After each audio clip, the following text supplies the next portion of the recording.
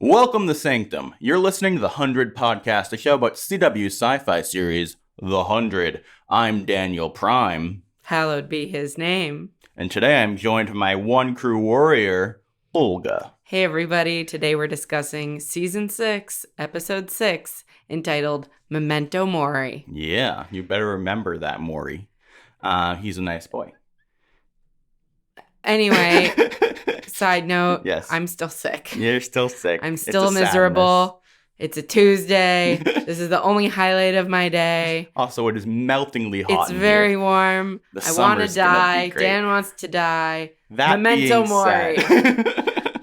That being said, this is both a video and audio podcast. If you want to watch us on video, youtube.com/doingok. If you want to listen to us on audio, go to podcast services around the globe and go to the100podcast.com. We have a subscribe thing there where it has all the ways you can listen to us in audio form. Every week, Tuesdays after the episodes, we do these first reaction podcasts where we what did we think of the episode? Blah, here are our first thoughts. And then later in the week on Sundays, we do a more advanced, in-depth review where we read your feedback and we recap the whole thing, and we have better thoughts than this probably. We will have better thoughts because, again, I am sick. And that is why I preface everything I'm saying in this video with that. So what do you think of the episode? It was good. I don't know. I feel like man, the stuff that I really wanted to get out of it, like the Bellamy, Josephine, Murphy stuff was really good. Yeah.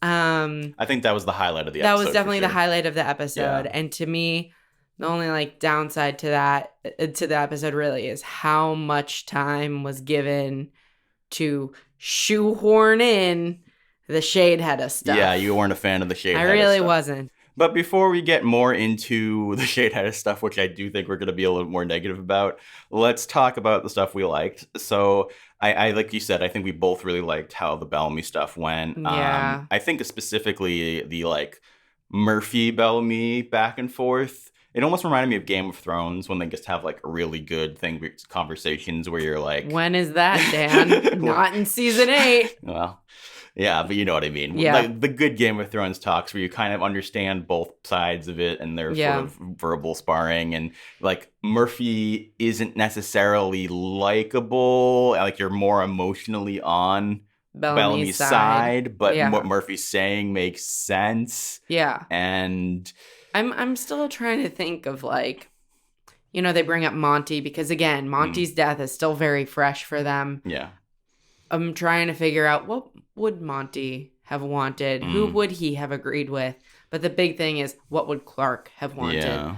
And honestly, I think they come to the right conclusion. And that's kind of what makes it hurt more and makes it feel good. Yeah. Because it hurts. I don't know. Yeah. I'm interested to see what people think of Bellamy in this episode. As far as the fact that he was able to get to a calmer place. Because I know a lot of people obviously wanted him to go, full heart. Yeah. And, they liked the whole thing of, I'm going to kill everybody because of Clark. I like that was his first instinct. Yeah. I like that we got to pass through that phase again. That it was hard for him to turn that off. Yeah. That it felt like a real struggle and it was acted so well and it was done so well. Yeah. But I do like the fact that he decided not to do that. I don't think it is the right choice for it. It's not what Clark would have wanted. And it's more respectful of her, even though it feels like, well, you're giving into what Josephine and Russell and these gross primes want. I do kind of think...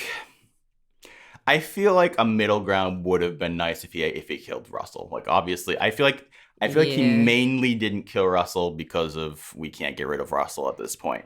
The whole I do think that Josephine bringing up, well, you want an eye for an eye, go get it. I don't care, just kill my dad. It's fair.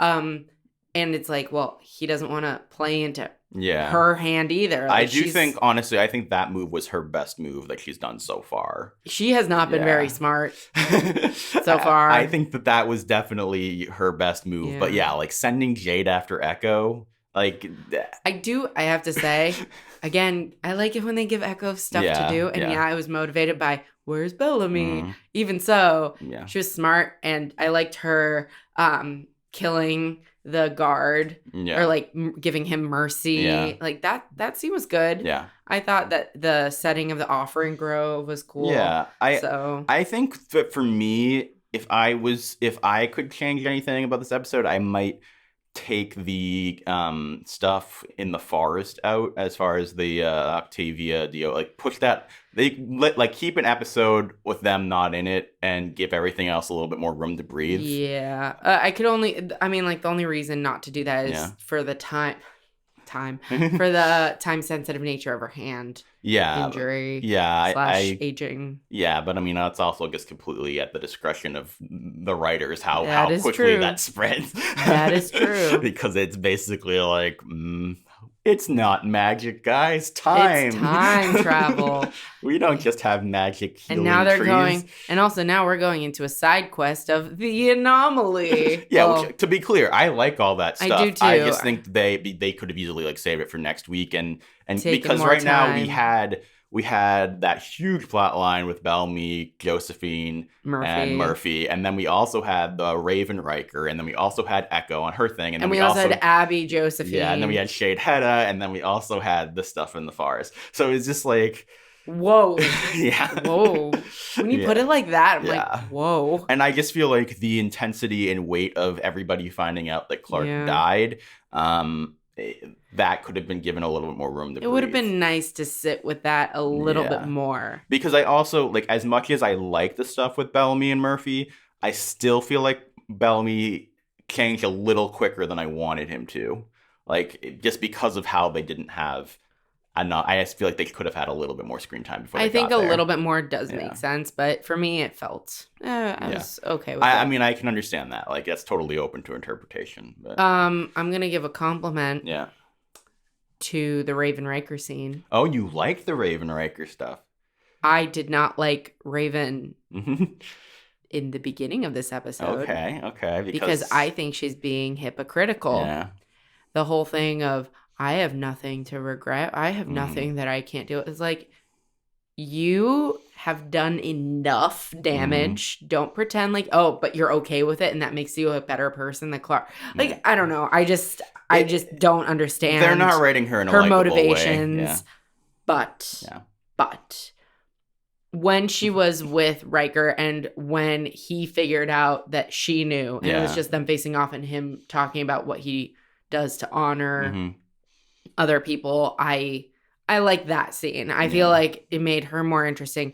Yes, it's still along that wavelength of her being hypocritical, but I don't want to be angry at Raven all season. It's exhausting. It is exhausting. I agree with you. And the thing is, I think that what bothered me about that whole plot line is it was sort of like what I was saying about the Murphy thing, where it's like, oh, Murphy's in the wrong, but I understand where he's coming, or like, but he's saying the right things. Yeah. It was that in like a bad way, where I was like, oh yeah, Raven has the moral high ground here, but I'm annoyed at her because she's totally self-righteous all the time and is saying ridiculous things, but I have to agree with her here because he's not doing okay stuff. So I was a little frustrated because of the way they started out the whole thing with her being like, I've never done anything bad, which just straight up isn't true. Also, I just like can't get over her.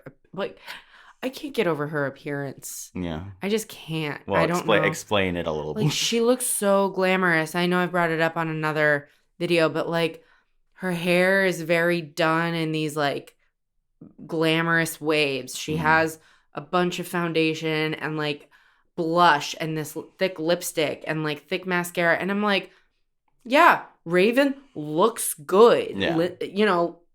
Lindsay Morgan good. Is very beautiful woman. She looks beautiful. Yeah. This is not the show to make, or the time. It just feels very to CW-y. Make her look exactly, but no one else. Yeah, it feels like that. It feels a little out of place. It looks just a little ridiculous. I notice it every time. Yeah. She just doesn't fit how anybody else looks, And when she talks, it doesn't fit her character arc up to now. It feels like something's off. I don't know. I don't really understand what's off. To be clear, Raven was my favorite character for most of this series. Same. And I think that's part of why we're so frustrated. Yeah. And I'm like, this is not interesting enough for her. I do want to be clear. Like, I did like the stuff with Octavia and Dioza, and so let's talk a little bit more about that. We definitively now know the old man is Gabriel. Shocking. And it's not Xavier.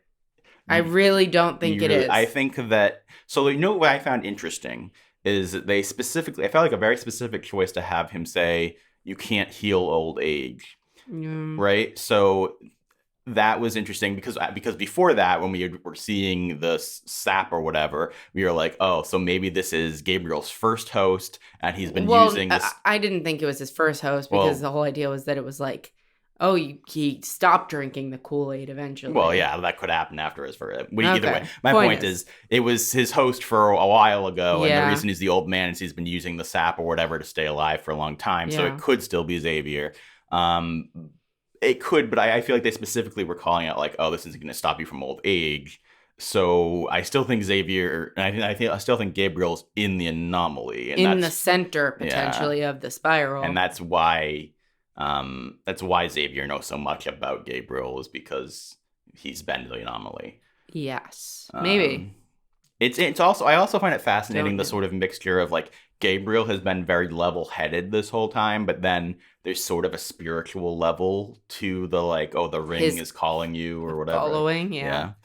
There are still certain things I don't understand, like if the time anomaly sends out these spirals. Well, not the spirals, like what passed over Octavia. Yeah.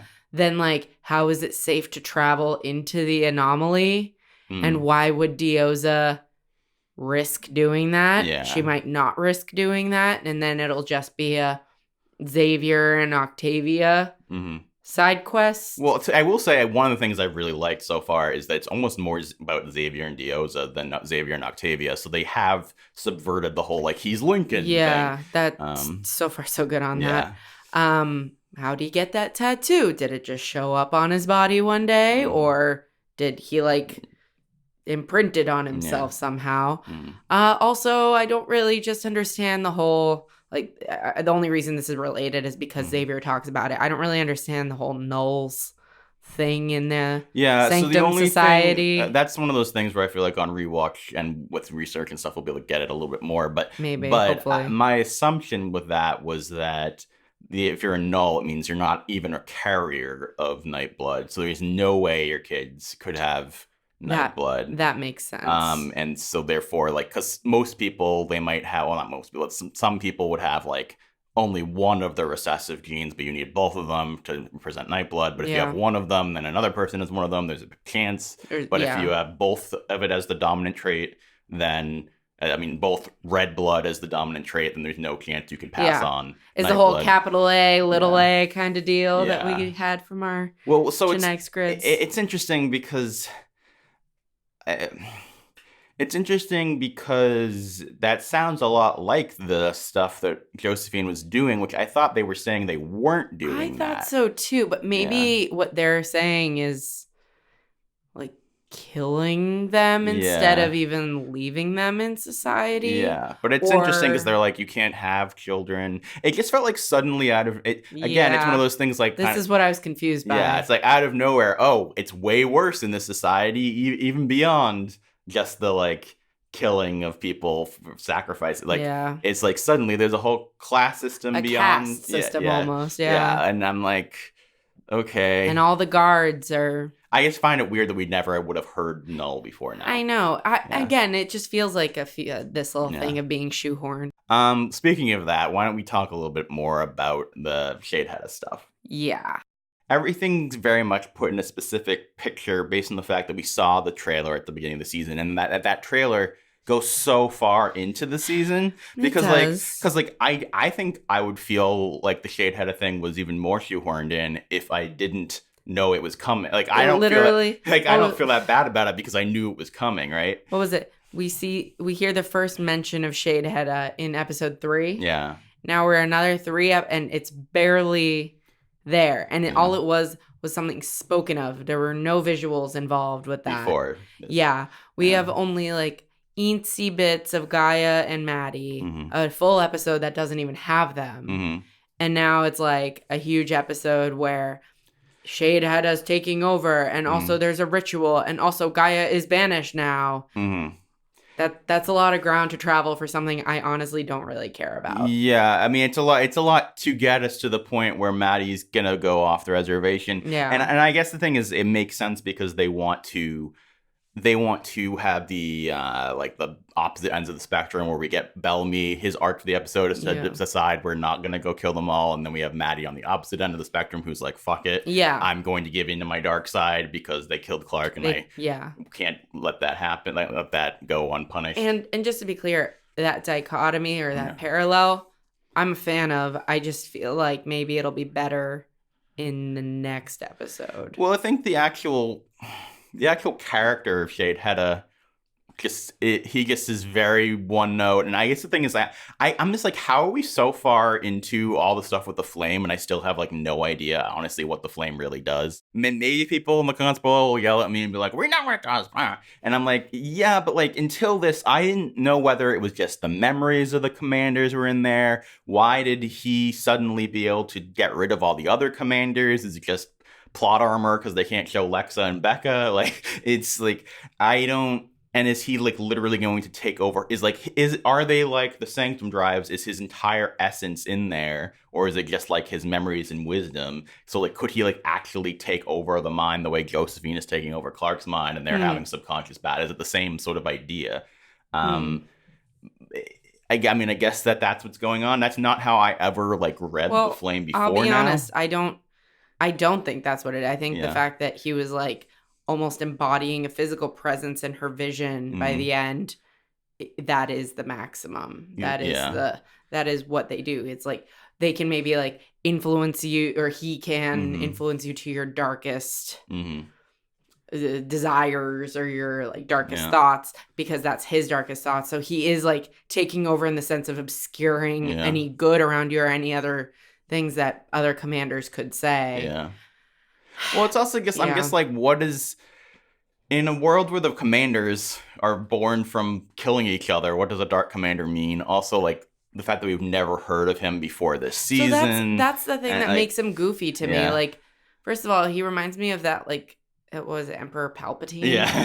Like, I don't know Star Wars, but all I know is that guy looks like a dystopic, like... woodsy Emperor Palpatine. Yeah. Like, that's, instead of space, it's like, well, arguably we are in space. And but, he looks too young to be Cadigan, right? Everybody thought it was going to be Cadigan, and that's how we also, he like killed his own mentor who kept him in chains. I don't find it that compelling. Yeah. I'm okay with finding like Maddie compelling, but when you partner her with someone who's goofy. Yeah. Well, I mean, maybe honestly, wouldn't it have been more interesting for Maddie to just actually go off the reservation without any sort of thing pushing her, or just having it be a character moment as opposed to a plot thing? I mean, it's a mixture of both, and maybe so this is the way they can bring it to the nth degree. But I don't know. I just wish Shade Hedda was more interesting. Yeah. Well, I don't know. We'll see. I mean, I'm not saying, I just mean the introduction of it. Yeah. Like, he looked kind of freaky in a mirror, and then they let him talk to her for a little too long. That said, that whole, like, conference room, I do think that the idea of, like, consulting with the commanders was brought up in the flame. So... Well, yeah, but again, I thought that was much more of like, they present a memory of theirs. You get little bits and pieces in your sleep, which actually, now that I think about that, we had heard before, like Lexa woke up from her dream or whatever, so we knew sleep was important. So I should have been able to call that when Josephine finally went to sleep, that's when she let Clark back in. And frankly, the fact that that's what Maddie is screaming in this episode during a nightmare / during sleep first. That could set it up as well. Well, they also definitely made mention of like, oh, she's still like, the whole scene with Murphy where she's like, you don't sleep for the first few nights with the host. Then the question becomes, does every Prime have this experience, or is Clark special? Yeah, it's a little unclear because... Obviously, you have the whole thing about Riker trying to, like, remember everyone and honor them. So is he seeing all of them floating around in his head, or I don't know? Or I guess it would be just the person he's currently. I feel like we might, considering we already saw the trailer for next week, and we know that the original Josephine, the true Josephine Prime, and Clark kind of face off. That maybe we'll get an answer to that. Yeah. Of Josephine saying like, "I've won in the past and I'll win now," or whatever. So maybe that the idea is they stop themselves from sleeping for a long time until they've like acclimated, so that way they're able to overcome maybe their host or honestly something. Or the only thing I read it as was the brain being so wired up of accepting a new consciousness and accepting a new mind drive that it just doesn't let you sleep. I really did just read it at face value, honestly. To bring a little bit more positivity into our recap, I have to say, I think I did like the Abby and Josephine scene where she was pretending to be Clark. Yeah, it didn't go the way I thought it would, but I think that... Really? Well, I didn't think, in general, I guess I'm a slow learner about how Josephine's tactics, but I didn't think she'd give so much away so quickly. She, plays her hand very, she didn't give away that she was Clark, but she basically said everything else, right? Yeah, so, but she saved herself there a few times in a convincing way. And I mean, she followed the whole trajectory of the plan that was, the first thing we saw of Josephine with Murphy. But the way she did it was... well done. Yeah, to be clear, I'm not saying it was bad. I didn't expect her to do that. I think that she did this was an example of her doing a good job and learning, actually paying attention to her coach. Yeah. It was just, I thought it was going to be a lot more sneaky, and instead it was more emotionally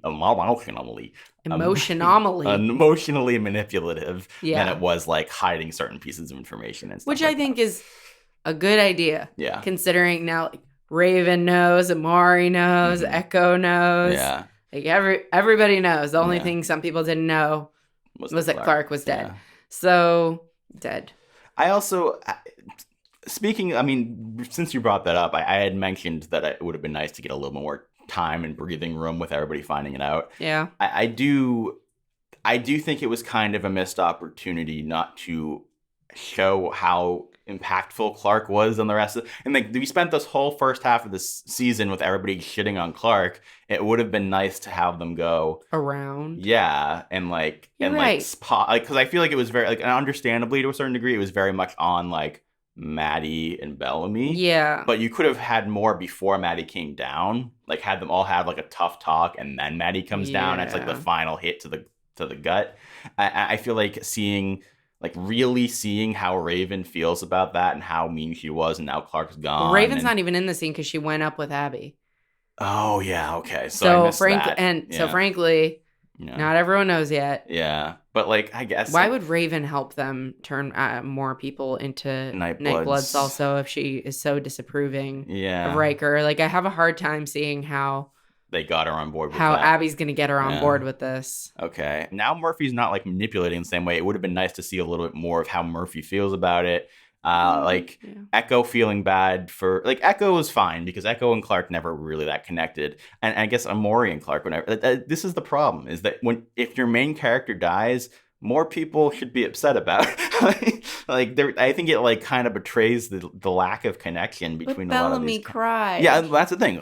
Bellamy did a very good job, and obviously Maddie cares a lot and Abby cares, but you want to believe that they are, despite it all, a family, everybody, right? And it doesn't feel that way. Yeah, I agree with you. I agree with you. It was really more just here are some people who are shocked. Yeah. Here's some people who already had time to process it. Yeah. And here's Maddie dealing with Shadehetta as well as revenge. So, and again, maybe they still have time to do stuff like that. But at this point now, we definitively know Clark isn't dead. Which so, also, guys, I truly don't know if anyone. There were people who legitimately believe she was dead. I don't know who they were, but seems like they existed. Then they would not be on our videos because we have made fun of you in the past. Sorry. What was interesting actually was until we saw the next episode on, I wasn't sure if it was Josephine waking up in Clark's memories.